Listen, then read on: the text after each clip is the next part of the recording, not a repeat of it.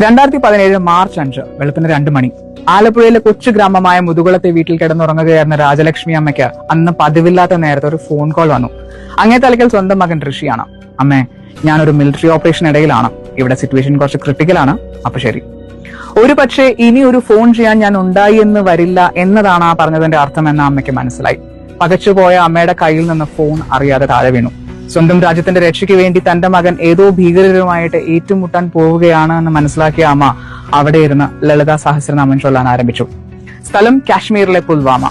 Hizbul മുജാഹിദീനിലെയും Pakistani terrorist ലിസ്റ്റിലെയും ഏറ്റവും അപകടകാരികൾ എന്ന് മുദ്രകുത്തപ്പെട്ട A++ കാറ്റഗറിയിൽപ്പെട്ട തീവ്രവാദികൾ. ഇന്ത്യൻ ആർമിയുടെ കരുത്തുറ്റ വലയിൽപ്പെടാതെ ഏറ്റവും അധികം കാലം പിടിച്ചു നിന്നവർ. ആ രണ്ടുപേരെ തളയ്ക്കാൻ ഏറ്റവും ചങ്കുറപ്പുള്ള ഒരു ആർമി ഓഫീസർ തന്നെ വേണമായിരുന്നു. അങ്ങനെ ആ ദൗത്യം നേരെ മലയാളി ഓഫീസർ മേജർ ഋഷിയുടെ കൈകളിലെത്തി. വിവരം കിട്ടി മിനിറ്റുകൾക്കുള്ളിൽ തന്റെ ക്വിക്ക് റെസ്പോൺസ് ടീമിനോടൊപ്പം ഒളിത്താവളത്തിലെത്തിയ മേജർ ആദ്യം 15 കിലോയുള്ള ഒരു ബോംബ് തീവ്രവാദികൾ ഒളിച്ചിരിക്കുന്ന ആ വീടിനുള്ളിൽ കൊണ്ടുവച്ചു. പക്ഷേ അദ്ദേഹം തിരിച്ചിറങ്ങി സേഫ് സോണിൽ എത്തുന്നതിന് മുമ്പേ അത് പൊട്ടിത്തെറിച്ചു. തകർന്ന കെട്ടിടത്തിന്റെ ഭാഗങ്ങൾ അദ്ദേഹം തലയിൽ പതിച്ച് രക്തം വാർന്നൊഴുകി. അതൊന്നും വകവയ്ക്കാതെ വീണ്ടും രണ്ടാമത്തെ അറ്റംപ്റ്റ്. ഇത്തവണ 3 പെട്രോൾ ബോംബുകൾ എറിഞ്ഞ് അവർ ആ വീടിന്റെ ഒരു ഭാഗം തകർത്തു. എന്നാൽ ആ വീടിന്റെ ഇനിയും തകരാത്ത ഭാഗത്ത് ഒളിച്ചിരുന്ന ആർമിക്ക് നേരെ തുരുതുരെ വെടിവെച്ചുകൊണ്ടിരുന്ന തീവ്രവാദികളുടെ ഇടയിലേക്ക് ഒരു ചെറിയ അനക്കം ഉണ്ടായാൽ പോലും പൊട്ടാൻ സാധ്യതയുള്ള 30 കിലോ ഭാരം വരുന്ന ബോംബുമായിട്ട് കയറി ചെല്ലാൻ മേജർ ഋഷി തീരുമാനിച്ചു. ഇതൊരു പക്ഷേ തന്റെ അവസാനമായിരിക്കാം എന്ന് ഋഷി മനസ്സിലാക്കി. ആ ഒരു നിമിഷത്തിലാണ് അദ്ദേഹം തന്റെ അമ്മയെ ഫോണിൽ വിളിച്ചത്.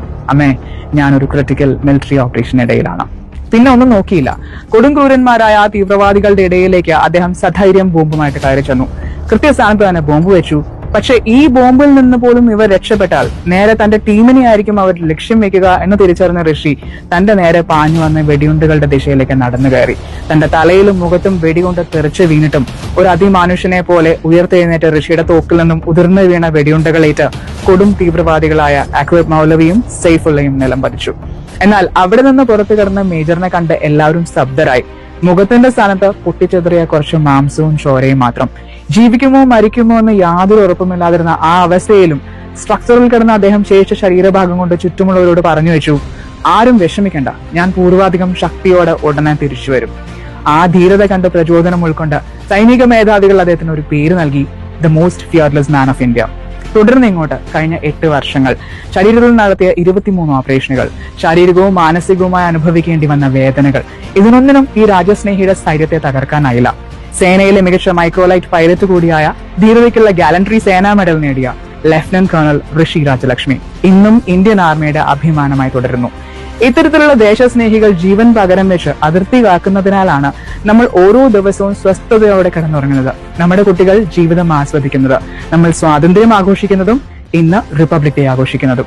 ആ ത്യാഗത്തിന് പകരം വെക്കാൻ മറ്റൊന്നും ആകില്ല എന്ന് അറിഞ്ഞുകൊണ്ട് തന്നെ നിറഞ്ഞ മനസ്സോടെ നമുക്ക് ഉറക്കെ പറയാം, ജയ് Hind. Happy Republic Day to all of you. Thank you.